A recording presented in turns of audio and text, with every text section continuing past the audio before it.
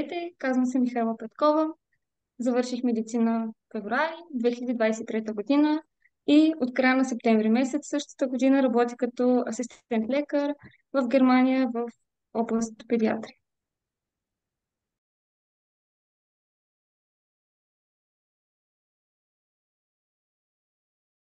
Общо взето, появата на InMed се случи точно в най-подходящия момент, от който имах нужда. Тъй като в момента има твърде много фирми и хора, които рекламират посреднически си услуги, бях предпазливо настроена, но след една единствена среща, и не преувеличавам, ме убедиха достатъчно добре, че те са точните хора, с които искам да продължа пътя си в посока Германия. Изготвят структуриран план с ясни точки, как протича подготовката, какво можеш да очакваш, какви са променливите по пътя към Германия и са отворени към всякакви въпроси, са изключително открити от към информация и всичко относно Германия.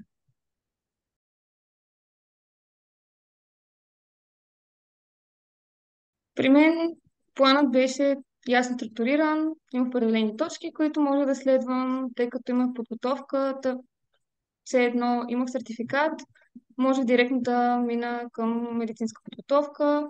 В момента, в който дадох зелена светлина, че имам времето мога да положа максимално усилия за подготовка, се започна с индивидуални уроци, групови уроци, същевременно уроци по C1, които са само с цел опресняване.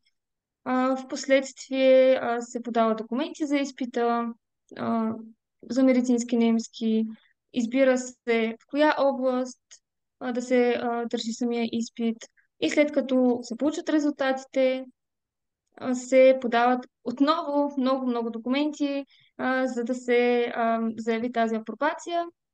В моят случай всичко се случи сравнително бързо, получих резултати една седмица след изпита, като държа да отбележа, че след като се подадат документите от фирмата, понякога това може да трае различен период от време, индивидуално е, зависи от много фактори и не може да се предвиди с точност колко точно време ще трае, но инме се постараха всичко да се случи възможно най-гладко. След като се подадат документи, се търсят подходящи места за интервюта и така наречените хоспитации. Могат да са 2, 3, 4, в моят случай бяха 4 и бяха достатъчно да добия общ поглед на нещата и как протича ежедневието в отделните болници. А, При мен се случи доста бързо да си харесам конкретно място, получих положителна обратна връзка от там и след това Инмед като посредник улесни връзката с самата болница за изясняване на подробности около започването, по трудовия договор, като ключов момент тук е и същевременно намиране на жилище в Германия. Ако кандидатът, в случая както аз бях, е още в България, му предстои изнасяне изцяло преместване на целия живот в Германия, но всички документи, всички досадни бюрократщини, всички а, трудности, трудности, които за един човек само да се справи с тях, Инмед наистина изключително много помогна.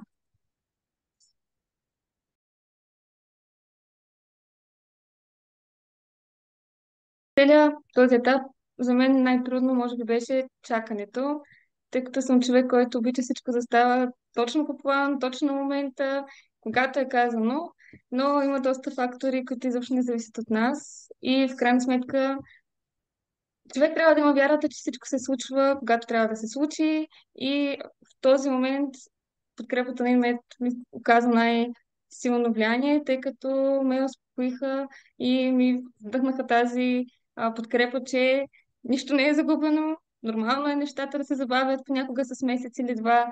Това не означава, че се загубя работното място или че животът е свършил.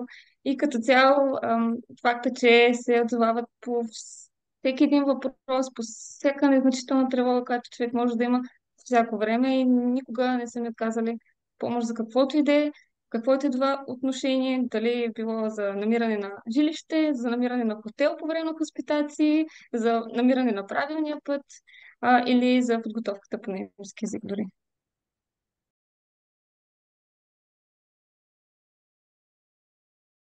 Отношенията бих определила чисто приятелски, може би, тъй като когато човек чуе думата фирма, добива съвсем различна представа за много официални отношения, почти делови. В случая това изобщо не беше така.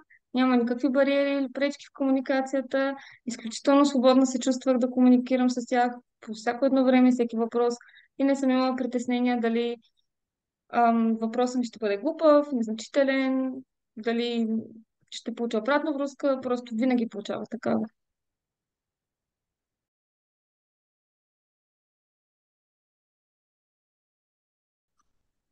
Друго нещо, което ме впечатли е стабилните контакти между отделните кандидати, които са успяли да оформят, което на мен и в моят случай също много ми помогна, тъй като на мястото, на което ми беше първата хоспитация и сегашното ми работно място, оказа също голямо влияние вече опитът на техен предишен кандидат, който още е там, който ми е колега и с който си създадохме, оформихме много добро приятелство. Така че мога да кажа, че в това отношение не смятам, че има някоя друга фирма или компания, или който иде, който успява да така добре да оформи приятелски отношения и добри контакти между отделните кандидати.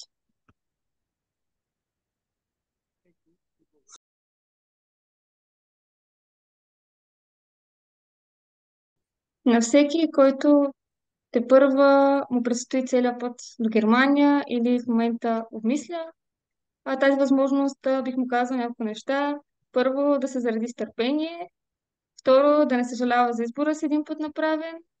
И трето, да не се влияе от чуждото мнение, тъй като имаше хора в моето обкръжение, които ми казваха: не си слагай розовите очила, не всичко е перфектно в Германия, стой си в България, но не отидох с розови очила, отидох с представата, че вероятно няма да е всичко перфектно и въпреки, че има, както навсякъде в здравната система, пропуски, със сигурност си заслужаваше цялото това нещо да отида в Германия и не съжалявам за взетото решение.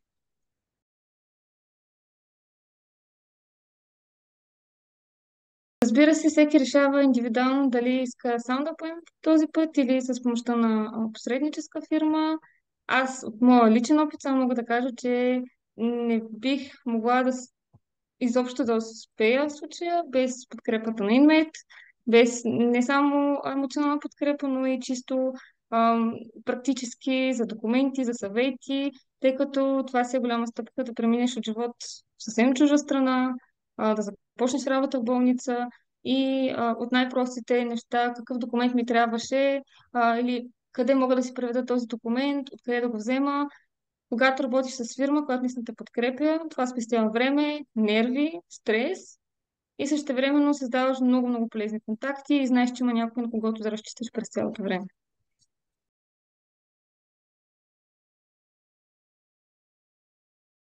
Плана, който първоначално а,